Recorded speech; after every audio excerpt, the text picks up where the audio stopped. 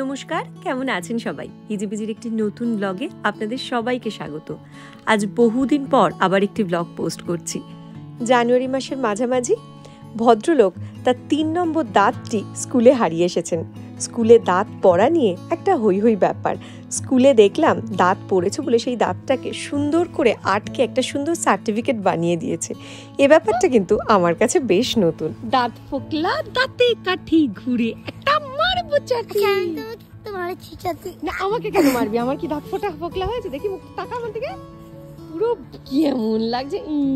হাস হাস হাস, এটার অবস্থা করেছিস দেখ তুই।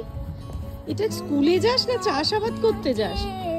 কি দুধের দাঁত পড়ে যাওয়াটাও যে এতটা আনন্দের হতে পারে বা সেটা নিয়েও যে উদযাপন করা যায়, এটা এখান থেকেই শিখলাম। যাই হোক, প্রত্যেকটা দেশের প্রত্যেকটা জায়গার বিভিন্ন ধরনের নতুন নতুন নিয়ম কানুন তো বেশ ভালোই লাগে, তাই না? দুপুরবেলা বানিয়েছিলাম রসম। এই রসমটা আমার কাছে একদম নতুন একটি রেসিপি, তাই আপনাদের সাথে শেয়ার করব ভাবলাম। আমার এক বন্ধু এবার দীপাবলিতে এই 1 বাক্স রসমের মশলাটা আমাকে দিয়েছে।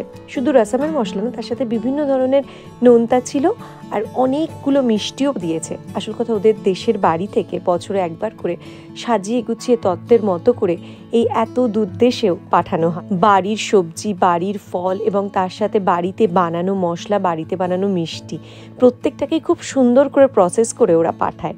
বলতে পারেন এ ওদের একটি বছরের পুরো সঞ্চয়। তার থেকে কিছুটা অংশ যে আমায় দিয়েছে, সেটা আমার কাছে অনেকটা বড়। আমি তো এই রান্নাটা জানতাম না, খেতে খুবই ভালো লাগে। আমি অনেকবারই খেয়েছি কিন্তু বানাইনি কোনোদিন। তাই জিজ্ঞাসা করলাম যে কিভাবে বানায়। মশলা যেহেতু আছে, এখন তো বানাবই। আর মশলাটার এত ভালো গন্ধ, বক্সটা খুললেই পুরো ঘর মম করে যায়। আসলে বাড়িতে বানানো মশলা, একদম বাড়িতে হাতে পিষে তৈরি করে পাঠানো, এর ভালোবাসাই আলাদা, তাই না? কিছুই না, জানেন, ডালটাকে আলাদা করে সিদ্ধ করে নিতে হয়। তারপর গোটা গোটা রসুন, তেঁতুল জল আর ওই রসম পাউডার সব মিলিয়ে ডালের মধ্যে দিয়ে একটুক্ষণ ফুটিয়ে, আর সব এই শুকনো যে মশলাগুলো দেখালাম ওগুলো তেলের মধ্যে ফোড়ন দিয়ে ওর উপরে দিয়ে দিতে হয়।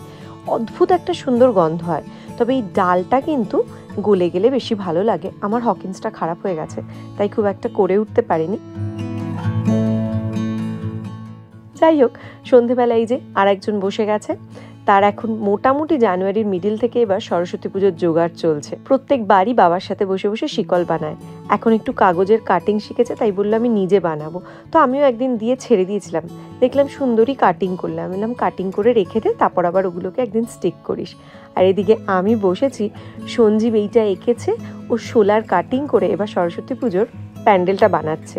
কিন্তু নিজে এঁকেই নিজে ভুলে গেছে কোনটা কাটবে আর কোন জায়গাটা জুড়বে, মানে কোন জায়গাটা কেটে ফেলতে হবে আর কোন জায়গাটা আস্ত থাকবে, কারণ শোলার মধ্যে দিয়ে দিয়ে কাটি। তাই আমি আবার কাগজ দেখে দেখে ওগুলো সবুজ আর লাল করে মার্ক করে দিচ্ছি। উতরানোর পরে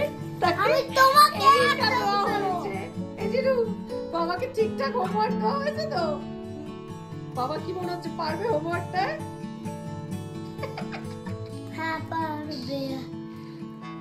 সঞ্জীবের পায়ের সমস্যাটা থাকার জন্য এবছর শীতটা পুরোটাই আমরা প্রায় ঘরে। তাই ভেবেছিলাম যে সৃজনশীলভাবে নিজেদের সন্ধ্যাগুলো বা উইকেন্ডগুলো কাটানো যাবে, তার জন্যই এই ব্যবস্থা। কিছুটা পুজোর জন্য একটা অন্য রকমের ডেকোরেশন হয়ে গেল, তার সাথে আমাদেরও খুব সৃজনশীলভাবে দিনগুলো কেটে গেল। শীতটা এখানে বড্ড বোরিং, যদি বেরোনো না যায় বা কোথাও যাওয়া না যায়, আরও বেশি যেন একাকিত্বে ঘিরে ধরে। তবে আমাদের কিন্তু এই জোগাড়টা করাতে খুব ভালোই কেটেছে। রাত্রের দিকে একটু গেছিলাম, কয়েকটা জিনিস দোকান থেকে নেওয়ার ছিল, অর্ডার দেওয়া ছিল, ডেলিভারি নিতে গেছিলাম। গিয়ে খাবারের গন্ধে পেটের মধ্যে ছুঁচো ডেকে উঠলো।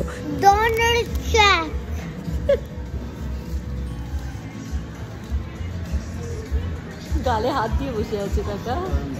চটজলদি প্ল্যান করে আমরা হোটেলেই রাত্রের ডিনারটা সেরে নিলাম। এই হট করে প্ল্যান হওয়া ডিনারটাকে কিন্তু জিনুর 3 নম্বর দাঁত পড়া সেলিব্রেশন হিসাবেও আমরা নিতে পারি, তাই না? যাই হোক, ব্লগটি আজকে এখানেই শেষ করছি। দেখা হচ্ছে পরের কোনো ব্লগে। ভালো থাকবেন, টাটা। 2 হাতে 2টো ডাম্বেল হয়ে যাবে।